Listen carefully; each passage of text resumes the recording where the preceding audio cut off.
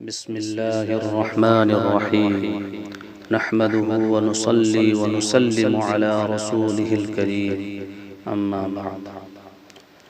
درود و سلام ایک انتہائی عظیم الشان اور محتم بالشان عمل ہے۔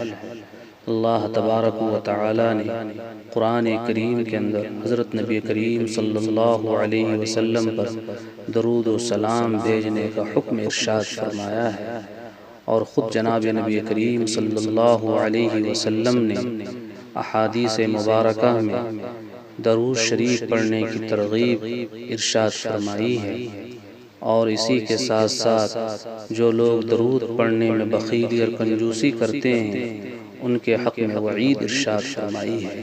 اللہ تبارک و تعالی ہم سب کو زیادہ سے زیادہ کثرت کے ساتھ درود و سلام پڑھنے کی توفیق نصیب فرمائے۔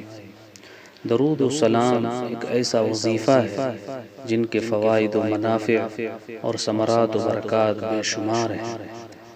علماء کرام نے اپنی اپنی تصنیفات میں ان فوائد و برکات کو بیان کرنے کا اہتمام کیا ہے۔ چنانچہ علامہ ابن القیم رحمہ اللہ نے جلاء الافہام میں، اور علامہ سخاوی رحمہ اللہ نے القول البدیع میں، اور علامہ ابن حجر رحمہ اللہ نے الدر المنضود میں درود شریف کے متعدد فوائد و منافع اور ثمرات و برکات کو تفصیل کے ساتھ بیان کیا ہے۔ ہم آج آپ کی خدمت میں علامہ ابن القیم رحمہ اللہ کے کلام کا خلاصہ پیش کر رہے ہیں۔ درود شریف کے فوائد۔ فائدہ نمبر 1، درود شریف پڑھنے سے حکم الہی کی اطاعت ہوتی ہے۔ فائدہ نمبر 2، اس عمل کے ذریعے اللہ تعالی کے ساتھ درود میں شرکت کا شرف نصیب ہوتا ہے۔ فائدہ نمبر 3، اس سے فرشتوں کے عمل سے موافقت کا شرف حاصل ہوتا ہے۔ فائدہ نمبر 4، ایک بار درود شریف پڑھنے سے 10 رحمتیں نصیب ہوتی ہیں۔ فائدہ نمبر 5، ایک بار درود شریف پڑھنے سے 10 درجات بلند ہوتے ہیں۔ فائدہ نمبر 6، ایک بار درود شریف پڑھنے سے 10 حسنات کی نوازش ہوتی ہے۔ فائدہ نمبر 7، 10 سیئات درگزر کیے جاتے ہیں۔ فائدہ نمبر 8، دعا سے قبل درود شریف پڑھنے سے دعا کی قبول ہونے کی امید ہو جاتی ہے۔ فائدہ نمبر 9، اس سے آپ صلی اللہ علیہ وسلم کی شفاعت مبارکہ نصیب ہوتی ہے۔ جب درود شریف کے ساتھ یا علیحدہ سے آپ صلی اللہ علیہ وسلم کے لیے وسیلہ کی دعا کی جائے۔ فائدہ نمبر 10، درود و سلام کے پڑھنے سے گناہ معاف ہوتے ہیں۔ یا رب صلی وسلم دائما ابدا علی حبیبک خیر الخلق کلہم۔ فائدہ نمبر 11، دنیاوی اور اخروی پریشانیوں سے نجات ملتی ہے۔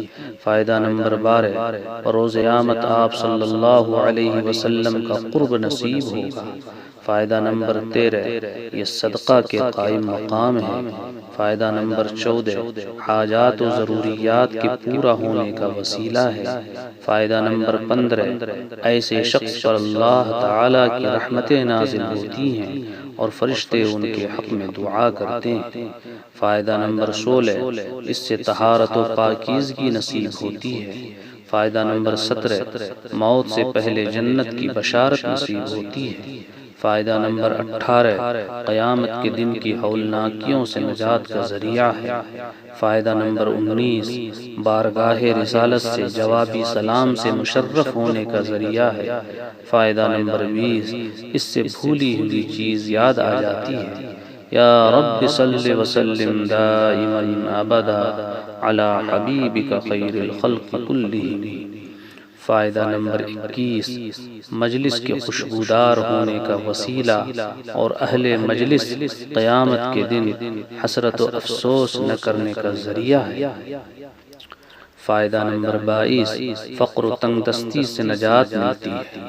فائدہ نمبر 23، بندے سے بخیلی کی نفی ہوتی ہے۔